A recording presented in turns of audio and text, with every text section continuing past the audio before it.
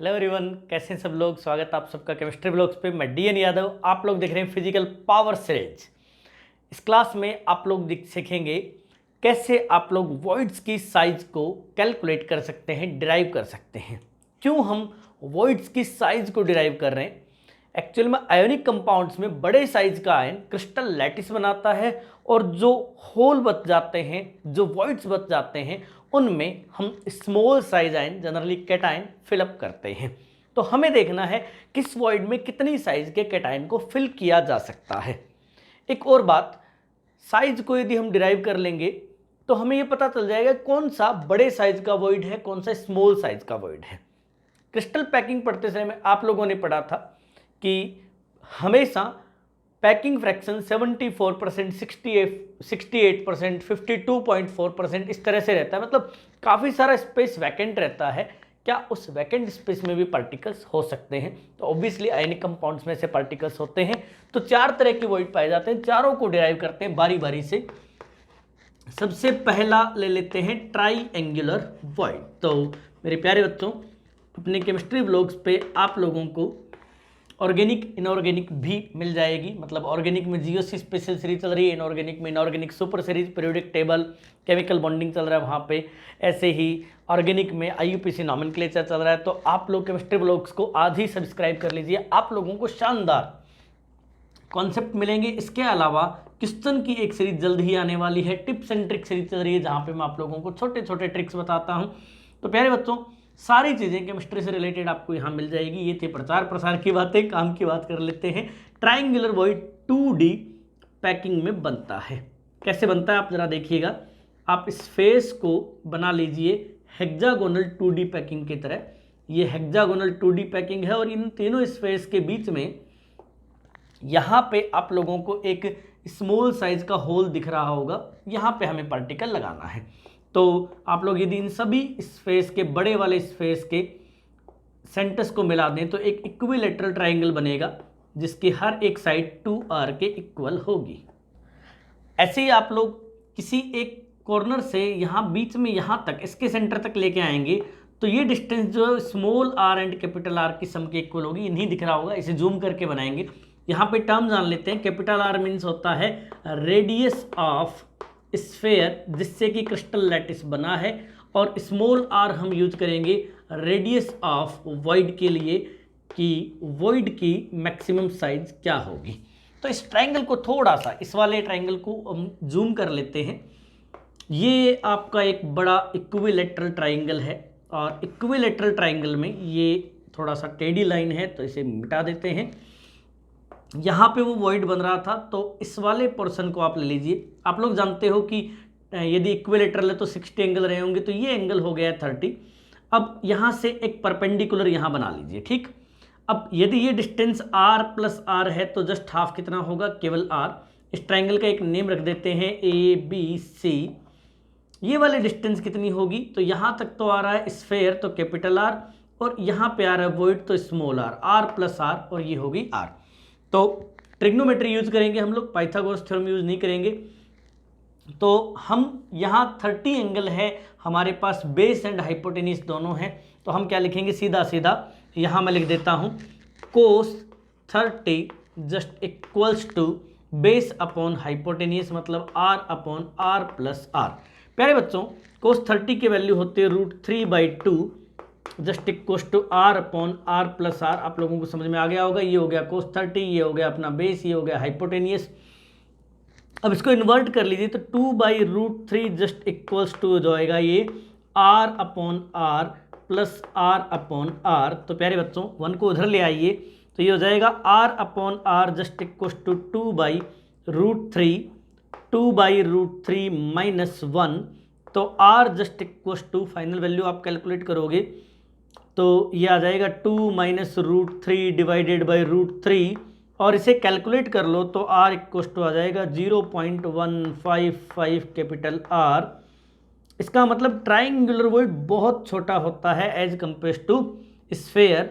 0.155 portion बड़े sphere की radius का इस वॉइड की साइज में होगा। मतलब इतना छोटा कैटायन आप लोग इसमें फिल कर सकते हो।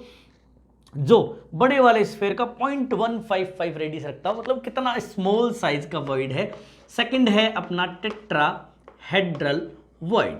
समझ में आ गया होगा, और कहीं फिर भी कोई डाउट रह गया है तो आप लोग कमेंट सेक्शन में ज़रूर लिखिएगा, तो ताकि आप लोगों के मैं डाउट्स क्लियर कर सकूं। टेट्राहेड्रल वॉइड 4 स्फेयर्स को ज्वाइन करने पे बनता है। सभी क्यूबिक क्लोज पैकिंग HCP सभी में ये वॉइड बनता है। तो इसे ऐसे आप इमेजिन कर सकते हो, एक आप लोग क्या बना लीजिए, 4 स्फेयर्स का एक पार्ट बना लीजिए, मतलब पूरे यूनिट सेल का एक ऑक्टेंट बना लीजिए। ऑक्टेंट मतलब 1/8 पार्ट बना लीजिए, और किन्हीं 2 स्फेयर्स को आप लोग यहाँ रखिए, किन्हीं 2 को यहाँ रखिए। इन मतलब सभी कॉर्नर्स के बीच में यहाँ पे एक टीवी बनता है। ये टीवी आप इन सबको ज्वाइन करोगे तो 4 स्फेयर से कनेक्ट होता हुआ दिख जाएगा। एक और तरीका भी है कि आप लोग क्या करो, एक इस तरह से टेट्राहेड्रल जियोमेट्री क्रिएट कर लो।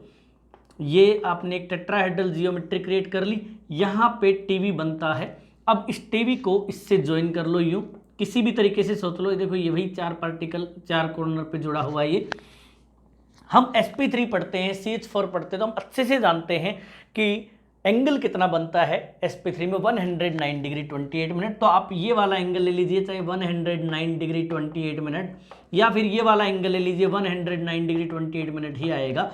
तो एक ट्राइंगल यहाँ से क्या कर लो, सेपरेट आउट कर लो।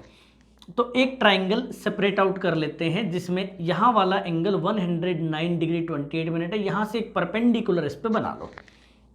यदि आप ध्यान से देखोगे तो यहाँ स्फेयर था, यहाँ स्फेयर था, तो ये R एंड R है, तो ऑब्वियसली ये R डिस्टेंस है, ये R डिस्टेंस है, और यहाँ पे ये वॉइड बन रहा है।